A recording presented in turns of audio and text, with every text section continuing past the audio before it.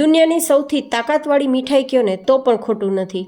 આજ આપણે એ રીતે વેરાયટી તૈયાર કરીશું જે ખૂબ જ હેલ્ધી રહેશે, સ્વાદિષ્ટ તો એટલી કે વારંવાર ખાવાની ઈચ્છા થશે. ફટાફટ બનશે, જેથી બનાવવામાં પણ મજા આવશે. ઘરની સામગ્રીઓથી બની જશે, ખૂબ જ સસ્તા ભાવે તૈયાર થશે. ઘીના ઉપયોગ વગર તૈયાર થશે.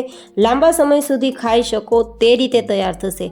કોઈ પણ વ્યક્તિ પહેલી જ વારમાં આ મીઠાઈ તૈયાર કરી શકે તેટલી સરળતાથી તૈયાર થશે. તો ચલો રેસીપી શરૂ કરીએ. જેમના માટે આપણે લેશું એક સૂકું નારિયેલ, જેના 2 ટુકડા પણ કહી શકો. અહીંયા સૂકું નારિયેલના આ રીતે વાટકા કે ટોપરા હોય તેને જ લેવા, તો વધારે હેલ્ધી આપણી આ મીઠાઈ તૈયાર થશે. તેને આપણે આ રીતે ખમણી લેશું. તમે નાનું મોટું ખમણી શકો છો. આ રીતે ખમણીને લેવાથી તે વધારે સ્વાદિષ્ટ પણ લાગશે, વધારે હેલ્ધી પણ મીઠાઈ તૈયાર થશે. અને આ વાટકા તમે લેવા જશો ને તો માર્કેટમાં થોડા સસ્તા પડશે. બહાર જનરલી મીઠાઈ મોંઘી થતી હોય છે, પણ ઘરે સસ્તા ભાવે તૈયાર થઈ જાય છે. હેલ્ધી અને હાઇજેનિક તો રેજ છે. સાથે ટોપરાના તો અદ્ભુત ફાયદા છે. શારીરિક માનસિક બંને રીતે આપણે સ્વસ્થ રાખવામાં નારિયેળની કમાલ છે. તો હવે ટોપરાને પહેલાં માપ માટે જોઈ લેશું. અત્યારે જોઈએ ને તો 2 કપ જેટલું ટોપરાનું આ છીણ છે, તો તેની સામે આપણે લગભગ અડધા કપ જેટલી ખાંડને લેશું. તમે અહીંયા મિશ્રીનો પાવડર તૈયાર કરીને પણ લઈ શકો છો.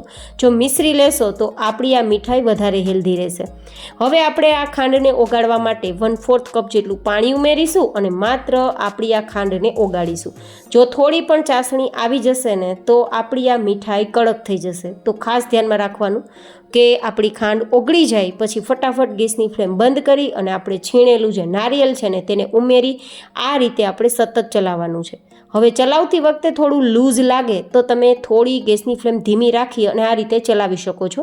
જ્યાં સુધી આ બધું જ મિશ્રણ ભેગું થવા ના લાગે ને કડાઈને છોડવા ના લાગે ત્યાં સુધી મિક્સ કરવાનું છે. અને મિક્સ થતાં જ ગેસની ફ્લેમ જો ચાલુ રાખી હોય તો બંધ કરી અને પછી તમારે નીચે ઉતારી લેવાનું રહેશે.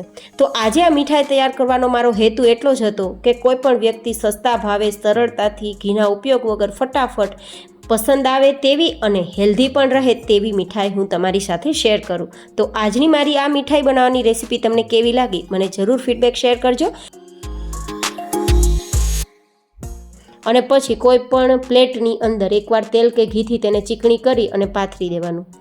પાથર્યા બાદ થોડું લેવલ કરી અને પછી ઠંડુ થવા દેવાનું. તો આપણી આ મીઠાઈ તૈયાર થઈ જશે. છે ને ગાઈઝ એકદમ સરળ. આ મીઠાઈ એટલી સરળ છે કે ફટાફટ તો બનશે જ અને બનાવવાવાળાને પણ ખૂબ મજા આવશે. બિના ઝંઝટ તૈયાર થશે.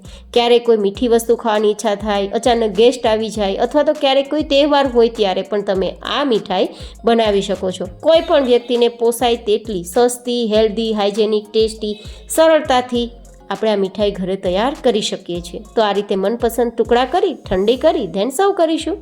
તો મળીશું ઠંડી થઈ ગયા બાદ.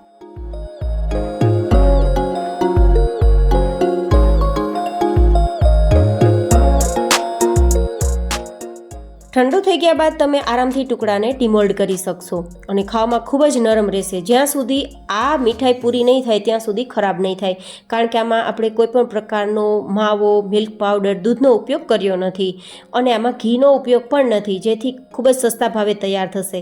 ફરી મળીશું એક નવી જૈન હેલ્ધી રેસીપી સાથે. ત્યાં સુધી stay healthy and stay happy.